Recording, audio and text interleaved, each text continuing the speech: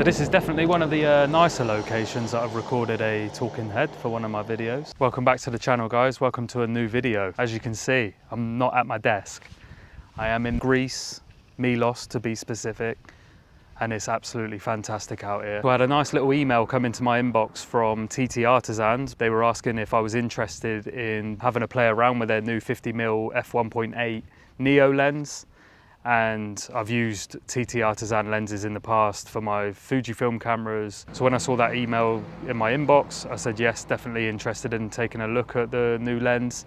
They're not paying me, it's not a sponsored video. They're not telling me what to say or any of that nonsense. They just asked if I wanted to receive the lens, try it out, give my thoughts and make a video on it. I said I'd be happy to do so. So I just need to get that disclaimer out the way. And also another disclaimer from myself. I will not be jumping on every brand that emails me. I'll only be doing these types of videos for companies that I actually use, I'm interested in, I use their products, all of that stuff. If you have stumbled across this video, don't forget to hit the subscribe button. We're just about to hit 1,000 subs, which is mental. I always say to my dad, imagine having 1,000 people in the room following you. That's a lot of people. So if you're interested in budget camera gear, budget lenses, POV, street photography stuff, don't forget to hit subscribe.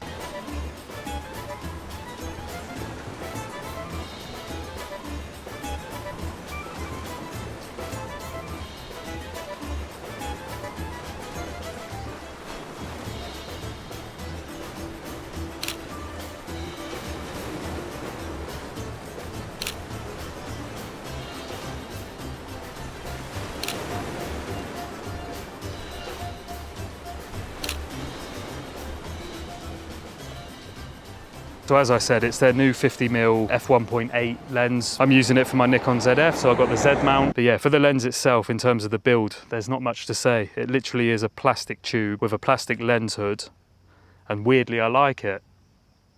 There's nothing really to worry about. There's nothing really to be focused on when you're out shooting.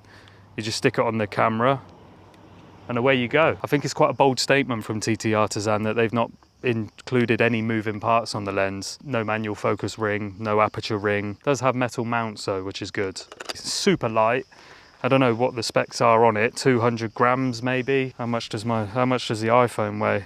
It's probably about the same as that, if not lighter.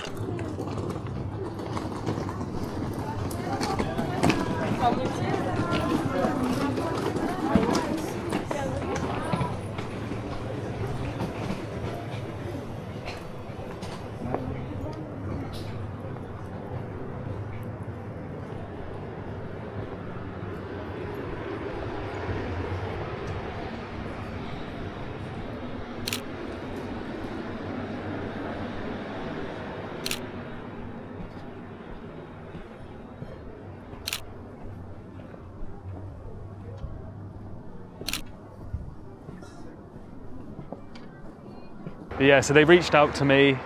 I knew I was coming on holiday to Milos. This is our yearly summer holiday. It arrived 2 days before we actually left. So I said, why not just make it the only lens that I take on my holiday, so then I can put it through its paces. So this video can be like a 1.5 week review, first impressions, initial hands-on, like all of that just wrapped up into this video, because yeah, I've been shooting with it every day since I've been here, and we've been here about 7 or 8 days now. I've done about 1,000 photos with it. I don't know if that's a lot or not in 7 or 8 days. So one of the first things I noticed when using this lens, obviously it's got a 1.8 aperture, so I wanted to shoot it at 1.8 to see what it was like, see what the bokeh was like, see how soft the image was. And one of the first things I noticed straight away was the vignetting. It's not necessarily going to ruin the photos, and to be honest, depending on what you're shooting, it can actually add a little bit to it. In the streets of Milos, it can be quite contrasty, so it can add a little bit to the photo. Otherwise, you just correct it in Lightroom if you don't want it there for your cleaner shots. The autofocus, tiny bit slower than the native Nikon lenses. It's not anything that I've noticed where it's driving me mad. Still very capable on the streets. There was, fast moving people going past on mopeds. I was able to capture them and get them in focus. So yeah, again, for the price point that this lens is coming in at, I'll take the autofocus all day long. One of the little drawbacks about the focusing, first things that I noticed when I was taking portraits of the missus, I was getting super close to her, and then I was like, okay, it's not focusing, stepping a little bit further back, And then it was only when I looked at the front of the lens that I saw that it's a 0.48 meter minimum focus distance. So then I was like, okay, that's a little bit annoying, but something you can work with, of course, because you can crop in. Again, that's just me nitpicking.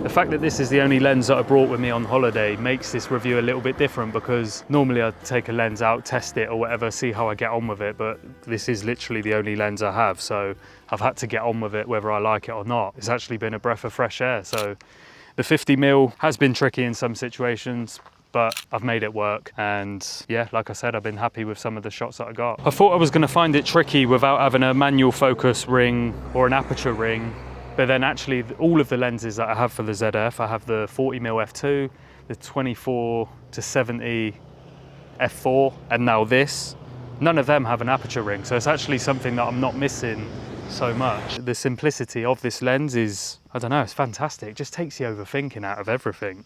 If you just want to slap a lens on and go, this is the one. So to summarize, is this the best lens ever?